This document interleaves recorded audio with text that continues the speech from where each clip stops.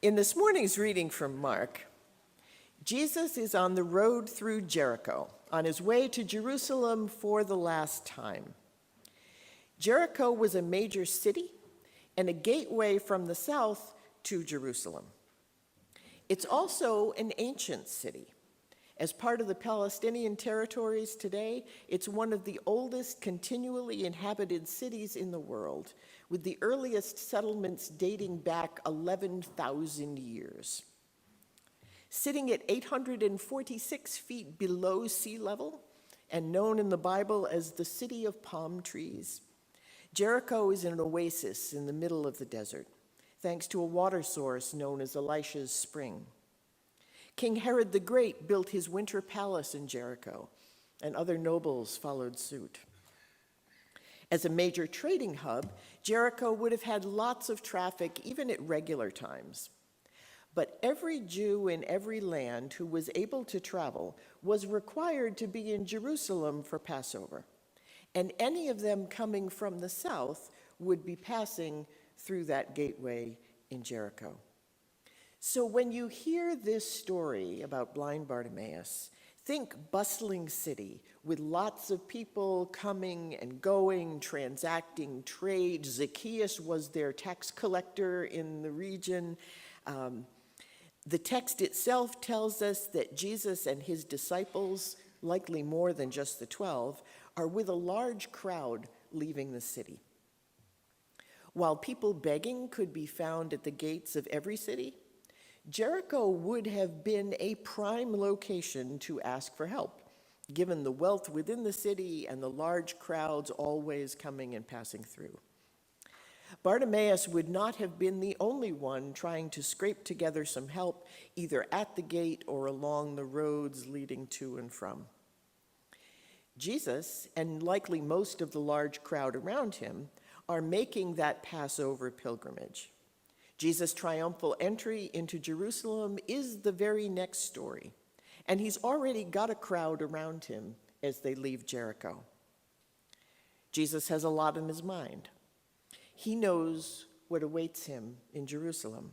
He's just described it in graphic detail to his disciples 14 verses before this. He sees those who are begging. No doubt he feels for them, but he continues to walk, his face set towards Jerusalem. But suddenly, Jesus hears a wailing cry from a blind man named Bartimaeus, who's begging by the side of the road. "Jesus, Son of David, have mercy on me."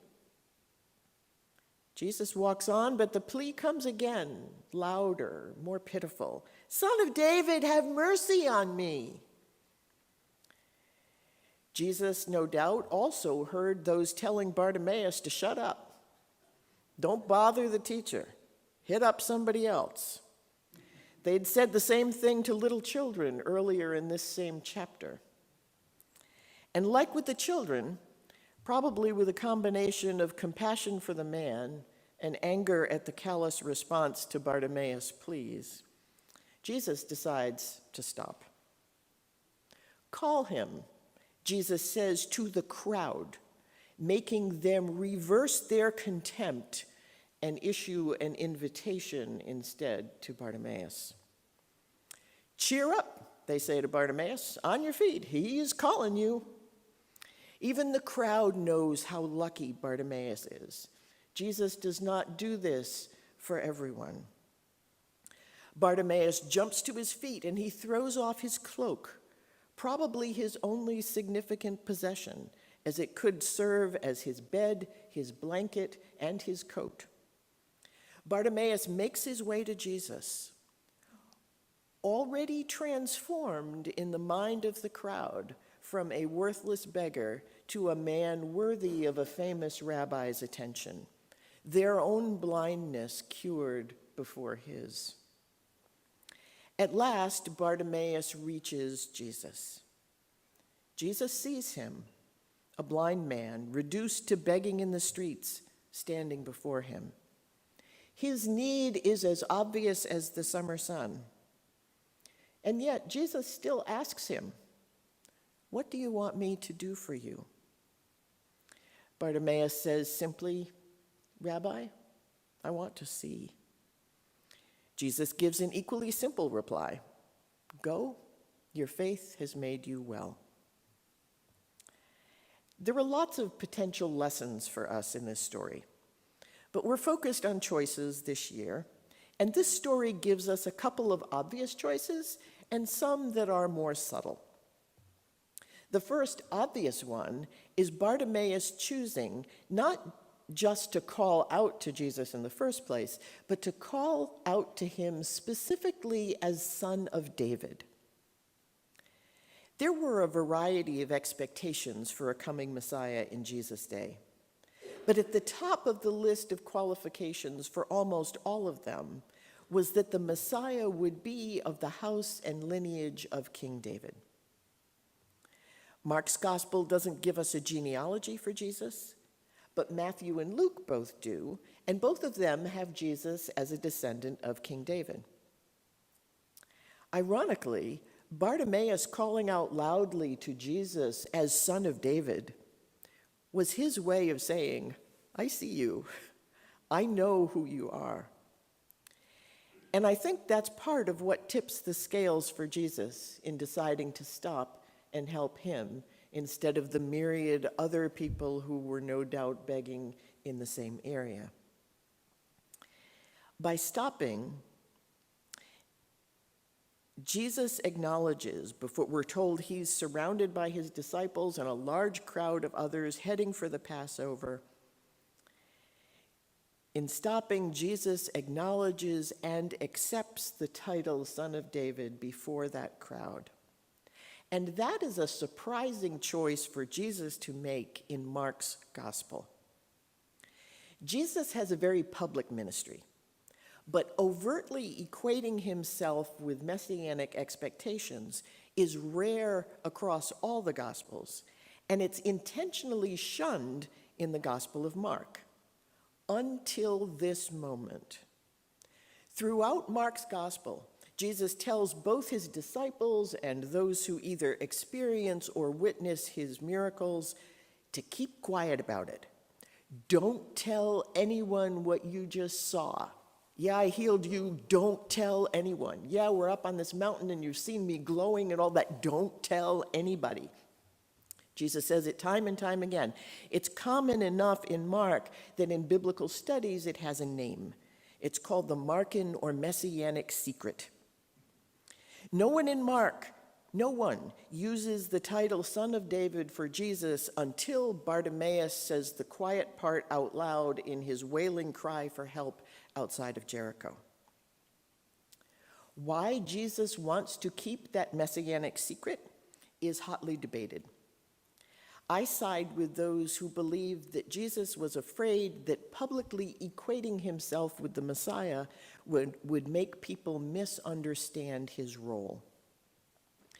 Part of the reason the Messiah needed to be a son of David, the warrior king who had ruled Israel 1,000 years prior, was that the expectation was for a Messiah who would play a political role in reclaiming Israel from Roman rule, by force if necessary.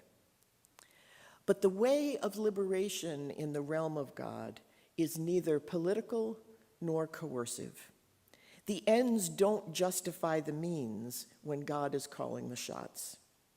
The separation of church and state is probably the most Christian thing the founders put in the U.S. Constitution.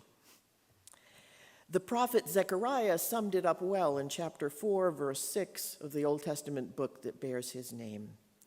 Not by might, not by power, but by my Spirit, says the Lord of hosts. But we humans have a hard time absorbing that message. Both then and now, we kind of prefer the might and power over the Spirit.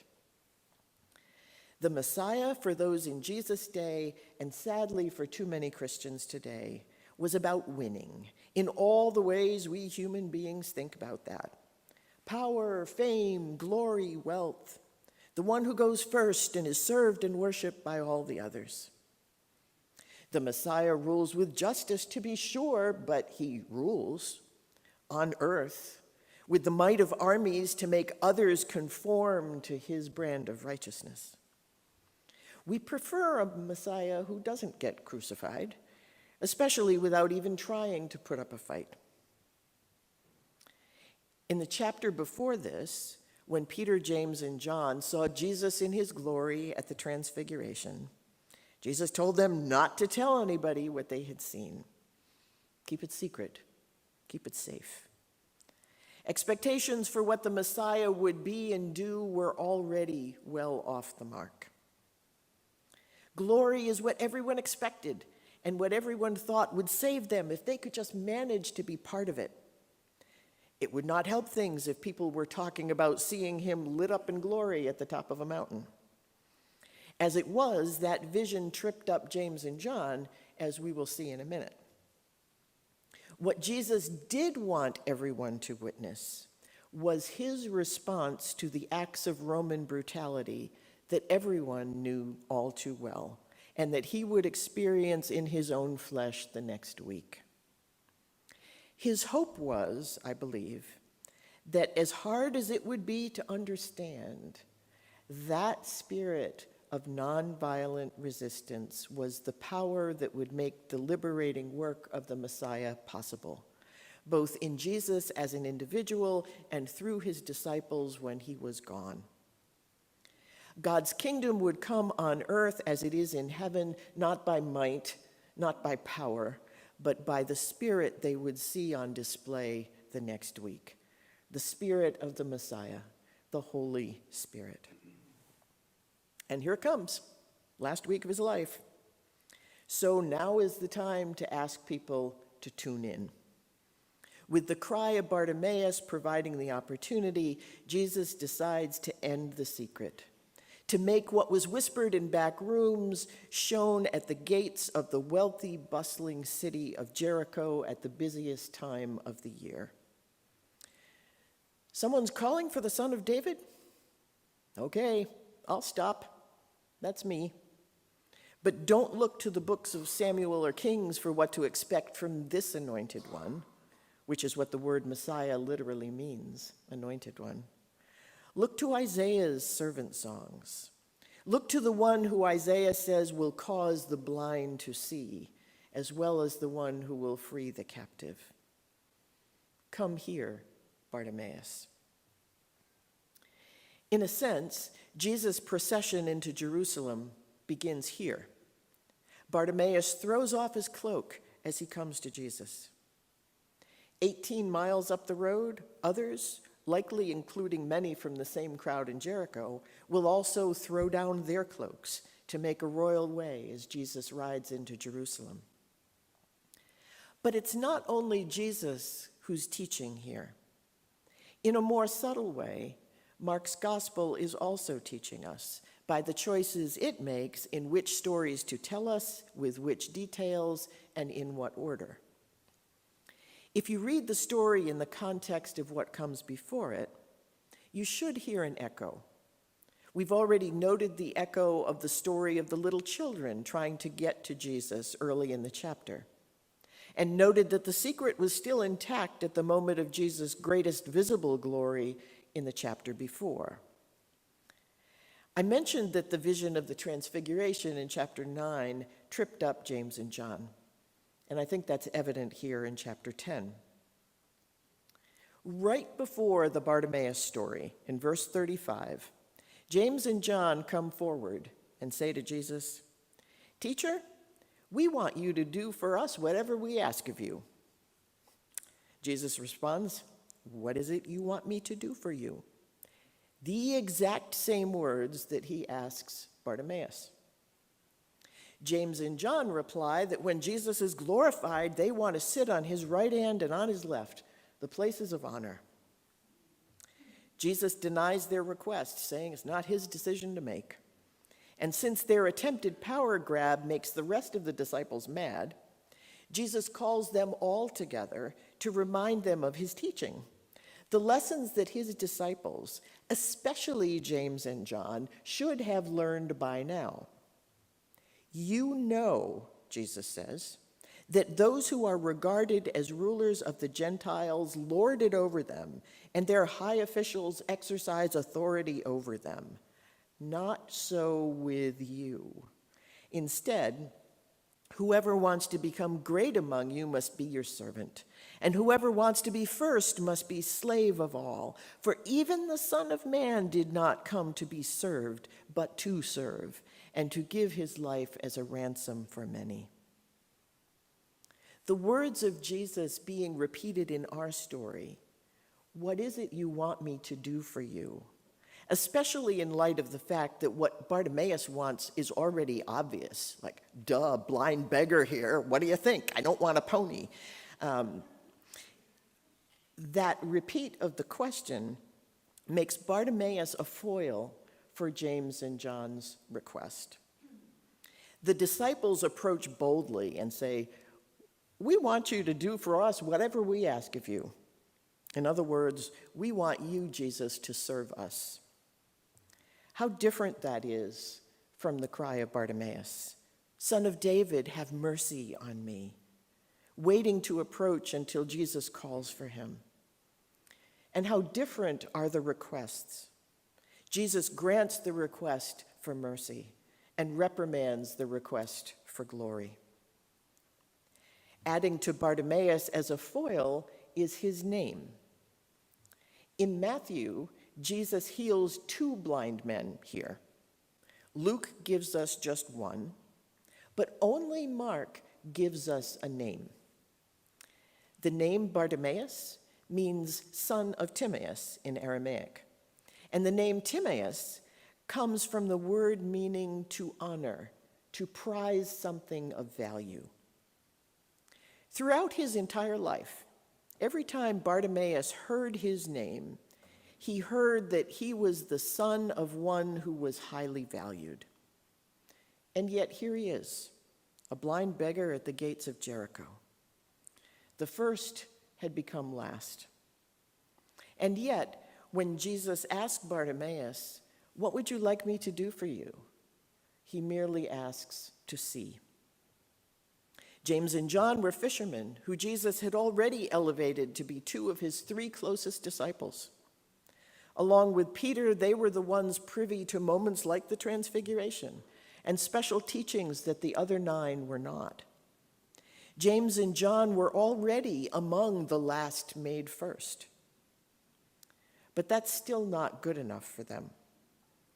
With the glory from the mountaintop seared in their brains, they want that privileged status not just to last in this life, but to endure in the age to come, when Jesus would come in all that glory that they just saw. When they saw that vision on the mountain, Moses and Elijah stood on either side of Jesus. In the age to come, it seems James and John are putting themselves in those spots. In the story of their request and the story of Bartimaeus, which both Matthew and Mark serve up to us together, it's the disciples who are blind, and blind Bartimaeus who truly sees. I think Bartimaeus also serves as a foil for the rich young man we talked about last week, the one in whom Jesus saw all the qualities of his other hand-picked disciples, but who refused Jesus' request to join them if it meant giving up his wealth. That story is earlier in this same chapter, and it ends with Jesus telling his disciples, "Many who are first will be last, and the last first." The only thing between that line from last week and Jesus and James and John asking for the best seats at Jesus' glorified table is Jesus reminding his disciples that, I'm going to be mocked, flogged, and killed, and nobody's going to get any of that glory if they can't also drink that same cup. The story of James and John's request ends with Jesus telling all of his disciples, "Even the Son of Man did not come to be served, but to serve, and to give his life as a ransom for many." And immediately after that, Mark presents us with the story of blind Bartimaeus calling for mercy and Jesus granting him his sight. At the end of the Bartimaeus story, Mark sums up all of it with this. "Go," said Jesus, "your faith has healed you." Immediately he received his sight and followed Jesus along the road. As it turns out, Jesus didn't heal Bartimaeus. It was Bartimaeus' own faith that proved he could see after all. No matter the state of his physical eyes, he had recognized that Jesus was the Son of David. And in a nod to the rich young man, the minute Jesus called for Bartimaeus, he threw aside perhaps his only possession, his cloak. And although Jesus, after restoring his sight, told Bartimaeus, "Go," he followed instead. When Jesus said to his disciples that many who are first will be last, and the last first, or that whoever wants to become great among you must be your servant, Jesus wasn't laying out an alternative route to the power of kings and armies. He was laying out an alternative definition of power and a different way to think about the ways the Son of David might free his people. Jesus was describing the kind of power he would show the next week, a power that can't corrupt those who wield it, a use of power that liberates the oppressed while at the same time helping the oppressor to see the world through God's compassionate eyes. At the same time that Bartimaeus was gaining his physical sight, the crowd also learned to see through Jesus' eyes the dignity and worth of those begging along the road. Sadly, for all our bluster about recognizing Jesus as the Messiah, Christians around the world, including here in the United States right this very minute, are still walking up to Jesus with the request of James and John, asking for the seats of highest honor and dreaming of our power over others both now and in the age to come. Bring that rapture, open the skies, slaughter the heretic, bring Jesus in all his glory to take us to rule with him for 1,000 years. Jesus, we want you to do for us whatever we ask of you. Bartimaeus, the son of honor, knew that the favor to ask of God's anointed was not for glory, power, or wealth. The only thing necessary was to ask that Jesus heal our blindness.